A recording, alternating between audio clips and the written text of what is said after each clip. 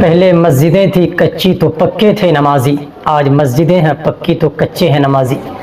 کیا بہترین بات علامہ اقبال نے ارشاد فرمائی تھی، وہ بات بالکل سچ ثابت ہو رہی ہے کہ کتنی عالیشان مسجد تعمیر کی جاتی ہے، قمقمے لگائے جاتے ہیں، قالین کا انتظام کیا جاتا ہے، بہترین اور مہنگی سے مہنگی ٹائلز پتھر لگائے جاتے ہیں، لیکن افسوس کہ وہی چند نمازی، وہی دو چار نمازی، آبادی ہزاروں کی ہوتی ہے لیکن نمازی کی تعداد وہی 4-5۔ اسی کے بارے میں کہا گیا کہ مسجد تو بنا دی شب بھر میں ایمان کی حرارت والوں نے، من اپنا پرانا پاپی تھا برسوں میں نمازی بن نہ سکے۔ وہی من گندی سوچ کہ ہم نماز کی طرف نہ آ سکے، ہمارا ہر عمل ہوتا رہا لیکن ہم نماز کی طرف نہیں آئے، اور نتیجہ یہ ہوا کہ ساری الجھنیں، ساری پریشانیاں، ساری مصیبتیں ہمارے ارد گرد ہی گھومتی رہتی ہے اور ہم پریشان ہوتے رہتے ہیں۔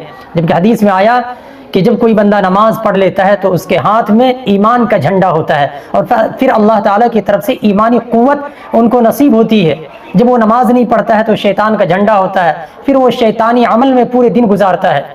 تو بہتر ہے کہ ہم نماز کی طرف آئے۔ سب کام ہم کرتے ہیں لیکن نماز ہماری زندگی میں نہیں ہے۔